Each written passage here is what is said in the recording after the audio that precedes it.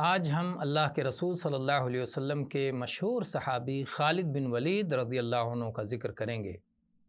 یہ قریش قبیلے سے تعلق رکھتے ہیں، بنو مخزوم سے، اور اللہ کے نبی صلی اللہ علیہ وسلم نے ان کو سیف اللہ کا لقب عطا کیا تھا، اللہ کی تلوار۔ ان کی کنیت ابو سلیمان تھی اور ان کی امی کا نام لبابہ الصغریٰ تھا۔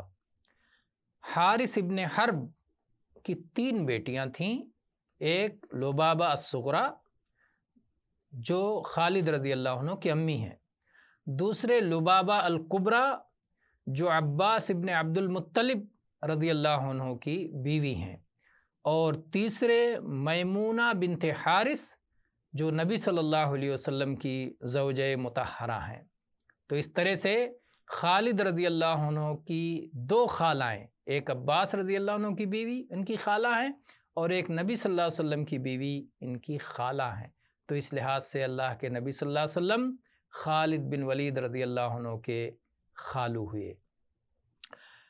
یہ زمانے جاہلیت ہی میں قریش کے معزز لوگوں میں سے ایک تھے، اور کفار قریش کے ساتھ نبی صلی اللہ علیہ وسلم کے مقابلے میں لڑائیوں میں، جنگوں میں آتے رہے، یہاں تک کہ عمرہ حدیبیہ ہو گیا۔ پھر سن 7 ہجری میں خیبر کے موقع پر انہوں نے اسلام قبول کیا، یہ اسلام میں داخل ہوئے۔ عمرو بن عاص رضی اللہ عنہ کہتے ہیں کہ میں نے اسلام قبول کرنے کے لیے ارادہ کیا، عزم کیا کہ میں جا کے ابھی اسلام قبول کر لیتا ہوں۔ میں جا ہی رہا تھا کہ راستے میں خالد بن ولید سے ملاقات ہو گئی۔ یہ فتح مکہ سے پہلے کی بات ہے، وہ مکہ سے آ رہے تھے۔ میں نے کہا ابو سلیمان کہاں کا ارادہ ہے؟ تو انہوں نے کہا اللہ کی قسم میں جا رہا ہوں اور مسلمان ہو جاؤں گا۔ خالد بن ولید رضی اللہ عنہ نے عمرو بن عاص سے کہا اللہ کی قسم جا کے میں مسلمان ہو جاؤں گا، اور تم کب تک اسلام لانے کا ارادہ رکھتے ہو، بتاؤ کب مسلمان ہوگے؟ کہتے ہیں اللہ کی قسم میں بھی مسلمان ہونے ہی کے لیے نکلا ہوں۔ اور اس کے بعد دونوں اکٹھا گئے۔ خالد آگے بڑھ کر کے انہوں نے اسلام قبول کیا، اللہ کے نبی کے ہاتھ پہ بیعت کی، اور کہتے ہیں عمرو بن عاص کہ میں بھی اللہ کے نبی صلی اللہ علیہ وسلم کے قریب ہوا، میں نے بھی بیعت کی، اور پھر ہم واپس آ گئے۔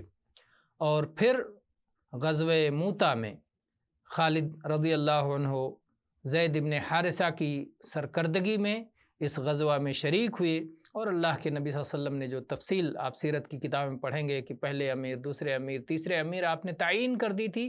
جب تیسرے متعین امیر کی بھی شہادت ہو گئی تو خالد بن ولید رضی اللہ عنہ نے پرچم اپنے ہاتھ میں لیا، اور پھر مسلمانوں کو بچا کر کے محفوظ وہاں سے لے آئے، اور یہ واقعہ بڑا مشہور ہے۔ اللہ کے نبی صلی اللہ علیہ وسلم نے خالد رضی اللہ عنہ کو عقیدر جو دوما کا رئیس تھا اسے گرفتار کرنے کے لیے بھیجا، تو یہ گرفتار کر کے لائے۔ اللہ کے نبی نے اس کی جان بخش دی اور جزیہ پر اس سے صلح کیا، اور پھر ابو بکر صدیق رضی اللہ عنہ نے خالد بن ولید رضی اللہ عنہ کو مرتدین سے لڑائی کے لیے بھیجا، اور انہوں نے ان سے زبردست لڑائی کی، اور ایسے ہی فارس، روم، یہ سب سے جنگ کے لیے خالد بن ولید رضی اللہ عنہ کو مامور کیا ابو بکر رضی اللہ عنہ نے، اور ان ساری فتوحات میں ان کا زبردست اثر رہا۔